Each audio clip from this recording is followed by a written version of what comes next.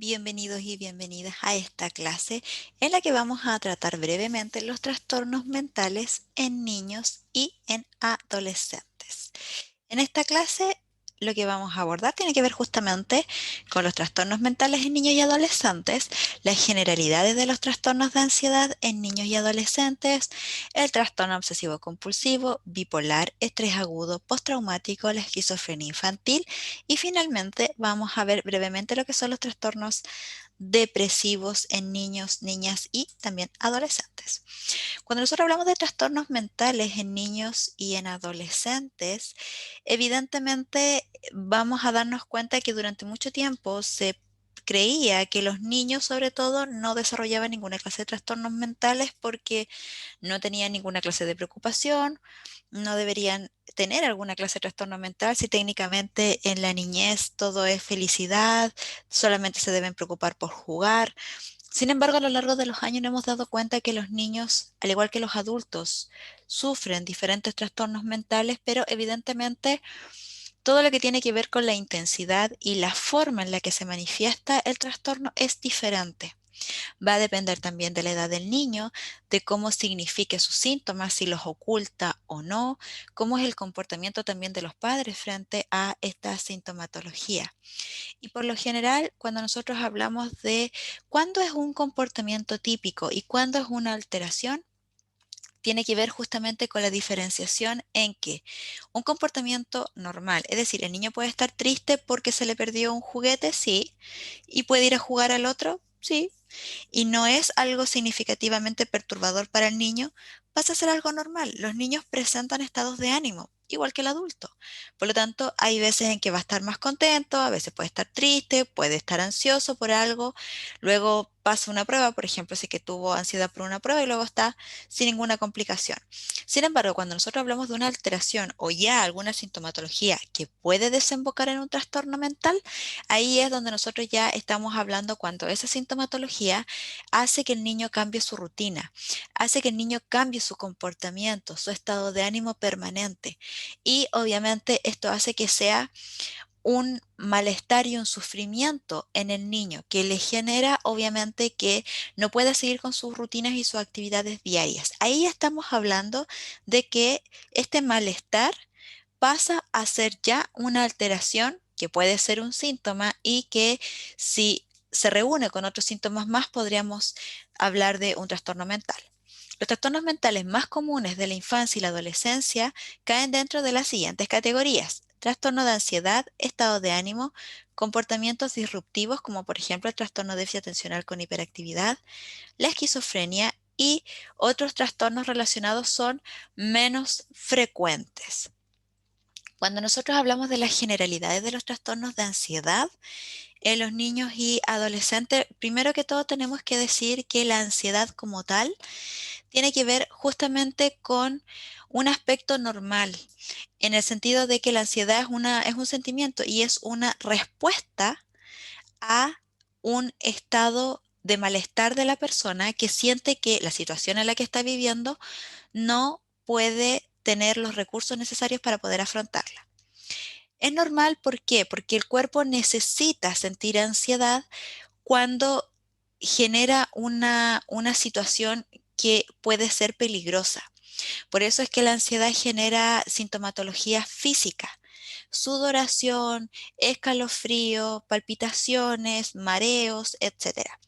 Por lo tanto, es normal que se desarrolle ansiedad. Ahora, cuando nosotros ya hablamos de un trastorno de ansiedad, implica que hay un temor, una preocupación o un terror que altera la capacidad de funcionar normalmente y que es desproporcionada para la circunstancia. La ansiedad puede obviamente causar sintomatología física porque está asociada al sistema simpático.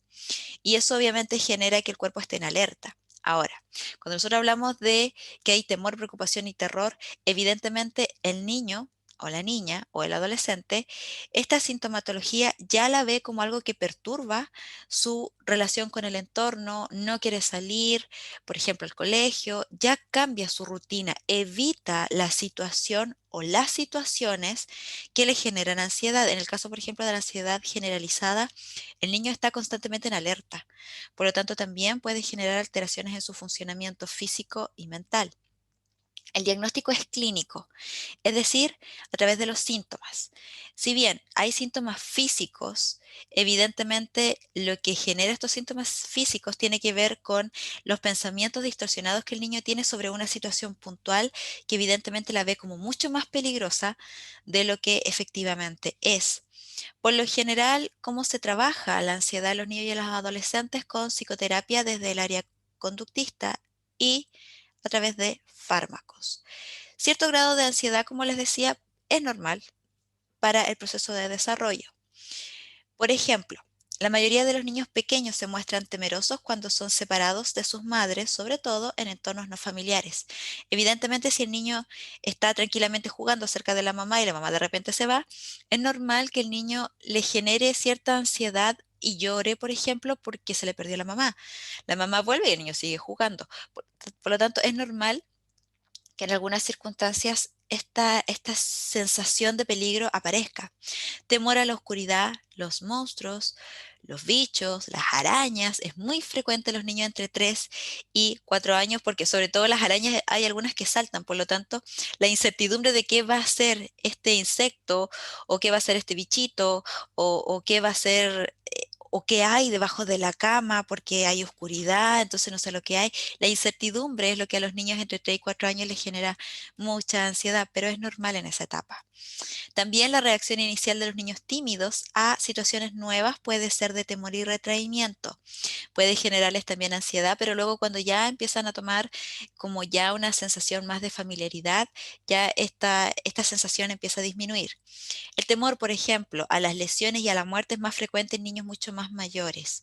Los niños mayores y los adolescentes suelen mostrarse ansiosos, por ejemplo, cuando deben mostrar un informe o una disertación delante de todos sus compañeros, porque, por ejemplo, entre los 10, 11 y de ahí en adelante, el niño está más preocupado por su desempeño y de cómo el resto los ve. Por lo tanto, más que la situación puntual de que de disertar, por ejemplo, tiene que ver con el me iré a trabar la lengua, me iré a olvidar, el resto se irá a reír de mí. Esas son las sensaciones que le generan ansiedad. Pero luego que hace su disertación, los síntomas desaparecen.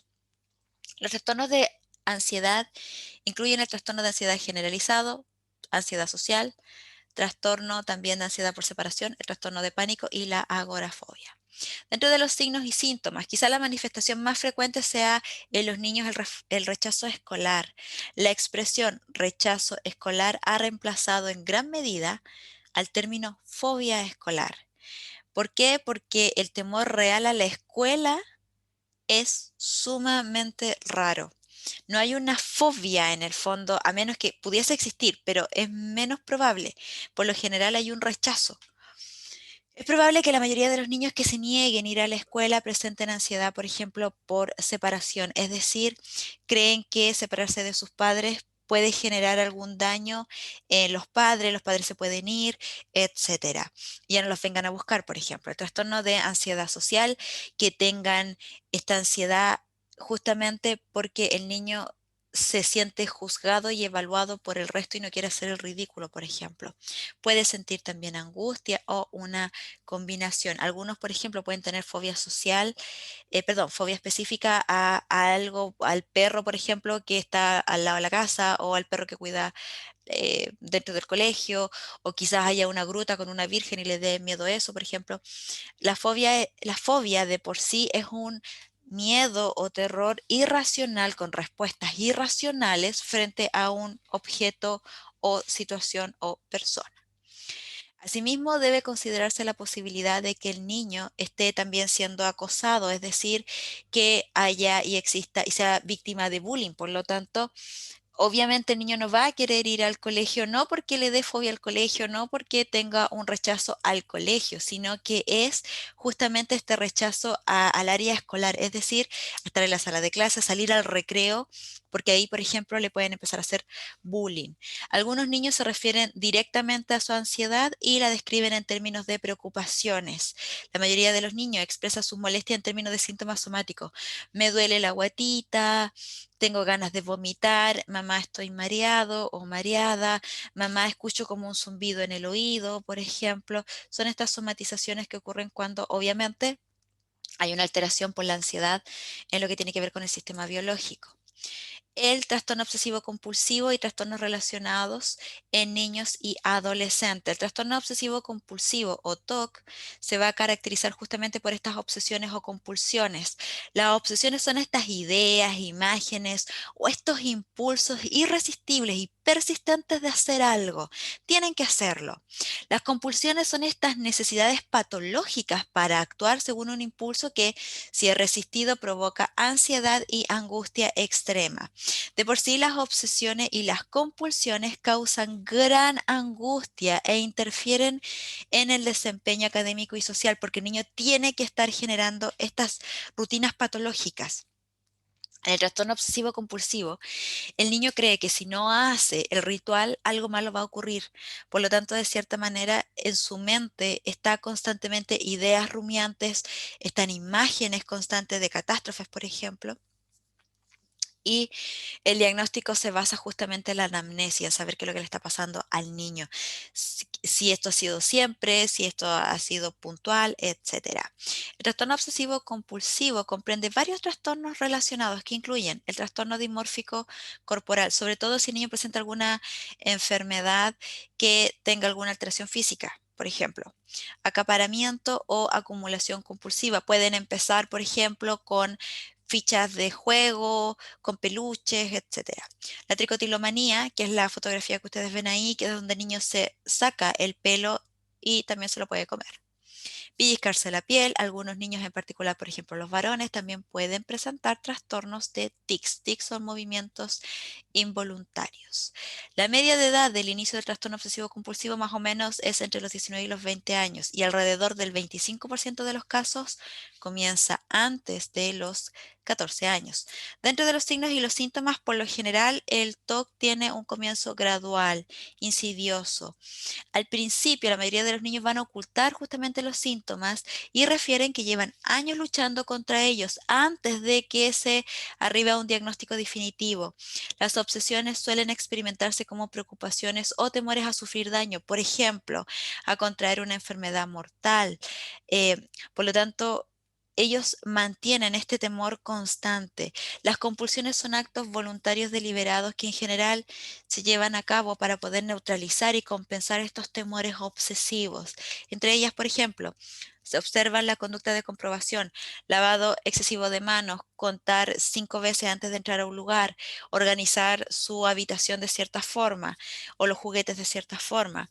Las obsesiones y compulsiones pueden tener cierta conexión lógica, por ejemplo, lavarse varias veces la mano porque, y con alcohol gel porque hay un virus dando vuelta, por lo tanto tiene que estarse lavando.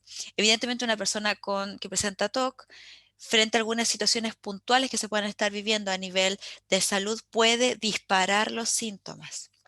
La mayoría de los niños tienen cierta conciencia de que sus obsesiones y compulsiones son anormales, pero por lo general ya los niños un poco más grandes, los más pequeños, lo sienten como algo real. Muchos de los afectados se sienten incómodos y adoptan una actitud reservada porque también saben que las compulsiones muchas veces les lleva tiempo. Lavarse 20 veces las manos, cerrar 5 veces la puerta, comprobar 10 veces que el gas está apagado, no sé, abrir 4 veces la caja de los juguetes antes de echarlos adentro, por ejemplo, y si no los hacen, deben volver a comenzar el ritual desde el principio, etcétera. Los síntomas frecuentes son tener las manos irritadas, agrietadas justamente porque se lavan mucho, pasar periodos excesivamente prolongados en el cuarto de baño, realizar las tareas escolares con suma lentitud porque están obsesionados en no cometer errores, por ejemplo, efectuar muchas correcciones, adoptar conductas repetitivas, formular preguntas frecuentes y tediosas para tranquilizarse, podría producirse un terremoto, crees que tengo fiebre, tienen en el fondo preocupaciones constantes. El trastorno bipolar en niños y adolescentes. El trastorno bipolar se va a caracterizar por estos periodos alternantes entre la manía y la depresión y estado de ánimo normal, y cada uno de los cuales persiste de semanas a meses cada uno. Ahora, el diagnóstico se basa en los criterios clínicos. El trastorno bipolar comienza desde mediados de la adolescencia a mediados de la tercera década. En muchos niños, la manifestación inicial es uno o más episodios de depresión. El trastorno bipolar sí es raro en los niños. En el pasado se diagnosticaba trastorno bipolar en niños prepúberes que estaban discapacitados por estados de ánimos inestables, intensos, pero como estos niños suelen progresar a un trastorno solamente depresivo en lugar de trastorno bipolar, es decir, ya no hay manía, ahora son calificados como trastorno del estado de ánimo de desregulación disruptiva. Signos y síntomas. La característica distintiva del trastorno bipolar es el episodio maníaco. Los episodios maníacos alternan con episodios depresivos que son más frecuentes. Durante un episodio maníaco, por ejemplo, los adolescentes, el estado de ánimo puede ser muy positivo o hiper irritable y a menudo alterna entre los dos estados de ánimo según las circunstancias sociales. El habla es tremendamente rápido, apremiante, hay disminución del sueño, hay aumento exagerado de la autoestima, creen que son capaces de hacer cualquier cosa, que también se podrían asociar a síntomas psicóticos, por ejemplo, que creen que son dioses, que tienen poderes sobrenaturales, etcétera. Puede haber intensa alteración del juicio y los adolescentes pueden adoptar conductas riesgosas, es decir, el bien y el mal se ven trastocados. Solamente en el periodo de la manía. Los niños prepuberales pueden presentar estados de ánimo drásticos, pero su duración es mucho más breve, a menudo solo algunos momentos. Y esto también los diferencia de los adolescentes. Por lo general, el comienzo también es insidioso y los niños suelen tener antecedentes de ser muy temperamentales y difíciles de manejar. El trastorno por estrés agudo y el postraumático, el trastorno de estrés agudo y el trastorno de estrés postraumático son reacciones a eventos traumáticos. Ahora, estas reacciones implican pensamientos intrusivos, sueños, evitación de recordatorios del evento o de los lugares, por ejemplo, donde ocurrió alguna situación puntual, y también los efectos negativos sobre el estado de ánimo, la cognición, la excitación y la reactividad. El trastorno de estrés agudo generalmente comienza inmediatamente después del trauma y tiene una duración de 3 días a un mes, pero en el fondo el trastorno de estrés agudo puede luego llegar a ser un trastorno de estrés postraumático y que se manifiesta luego de 6 meses después del trauma y puede tener una duración mayor a un mes. Todos los niños reaccionan de forma diferente. Las situaciones traumáticas van a depender de la edad, de la intensidad y de la significación que le dio el niño o la niña. Los niños no tienen que experimentar directamente el evento traumático, pueden desarrollar un trastorno de estrés si son, por ejemplo, solamente testigos de un evento traumático que, por ejemplo, le ha sucedido a otras personas y se haya asustado mucho, por ejemplo, que hayan atropellado a alguien y justo el niño lo haya visto, o se enteren de que algo le ocurrió a un familiar, por ejemplo, que haya caído al hospital por algún accidente o algo así. Dentro de los signos y síntomas tenemos, por ejemplo, los síntomas de intrusión, que tienen que ver con estos recuerdos recurrentes, involuntarios. Dentro de los síntomas de evitación tenemos la evitación persistente de recuerdos, sentimientos, cognición o estado de ánimo alterado. Acá hay una incapacidad para poder recordar importantes eventos del efecto traumático porque hay un shock que impide obviamente que la persona pueda recordar lo que ha ocurrido, sobre todo los detalles. Excitación o reactividad alterada. Hay temblores, respuesta de sobresalto, sueño interrumpido. Dentro de los síntomas disociativos tenemos como esa sensación de estar separado del cuerpo, como que la persona estuviera viviendo en un sueño, como que no logra conectarse con la realidad, sobre todo si el trauma es demasiado fuerte. La esquizofrenia infantil es la presencia de alucinaciones y también de delirios que van a causar disfunción psicosocial y persisten por un periodo mayor o igual a 6 meses. Aparece entre mediados de la adolescencia y mediados de la cuarta década de la vida, con un pico de inicio en la tercera década. Las manifestaciones son similares en adolescentes y adultos jóvenes. La esquizofrenia en los niños prepúberes, esquizofrenia de inicio en la infancia, en la que los síntomas síntomas son similares a los de la forma del adolescente o del adulto, se desarrollan antes de los 12 años, pero es muy rara. Sin embargo, también pueden desarrollar alucinaciones visuales, auditivas, kinestésicas. Eso quiere decir que las alucinaciones tienen que ver con que la persona ve, huele, escucha, siente objetos, situaciones o estímulos que no existen. Aunque el primer episodio ocurre generalmente en adultos jóvenes, algunos acontecimientos y experiencias del desarrollo neurológico contribuyen a que ocurra antes, por ejemplo, en el periodo perinatal, como es los trastornos genéticos, exposición a ciertos medicamentos, desnutrición prenatal y otros factores de riesgo que se producen más tarde, puede ser, por ejemplo, el uso de drogas. Y las manifestaciones de la esquizofrenia de inicio en la infancia suelen ser similares a los de los adolescentes y adultos, pero los delirios y alucinaciones visuales, que pueden ser más frecuentes en los niños, pueden ser menos elaborados. Las características adicionales también ayudan a distinguir la esquizofrenia de inicio de la infancia de la forma de la adolescencia joven o del adulto joven en que los síntomas son más graves, antecedentes familiares fuertes, inicio insidioso, deterioro cognitivo, por ejemplo. Ahora, la psicosis de comienzos súbitos siempre debe tratarse como una urgencia médica, con una evaluación médica completa para poder investigar la causa fisiológica y la alteración del estado de ánimo. Trastornos depresivos en niños y adolescentes se caracterizan por esta tristeza o irritabilidad que es bastante grave y que es persistente y que interfiere en la rutina de los niños. Obviamente el diagnóstico se puede alcanzar a través de la anamnesis y un examen físico. El tratamiento suele ser antidepresivo, terapia de apoyo, terapia cognitivo-conductual o una combinación de ambos. Los trastornos depresivos en niños y adolescentes incluyen trastornos de regulación disruptiva del estado del ánimo, trastorno depresivo mayor, trastorno depresivo persistente y distimia. Se desconoce todavía la etiología o la causa de la depresión en niños y adolescentes, pero es similar a la de los adultos. Se considera que se debe justamente a estas interacciones de factores de riesgo genéticamente determinados con, además, el estrés ambiental. Puede ser privación, pérdidas en etapas tempranas de la vida, también donde el niño no tiene estrategias de afrontamiento para poder salir adelante de esta situación. Dentro de los signos y síntomas tenemos las manifestaciones básicas son similares a los de los adultos, pero se relacionan con preocupaciones típicas de los niños como tareas escolares, juegos. A veces los niños son incapaces de explicar sus sentimientos. La irritabilidad asociada con depresión infantil puede manifestarse por hiperactividad y comportamiento antisocial agresivo. Por ejemplo, en niños con discapacidad intelectual, los trastornos depresivos u otros trastornos del estado de ánimo pueden manifestarse con síntomas somáticos y también alteraciones conductuales. Eso ha sido toda nuestra clase.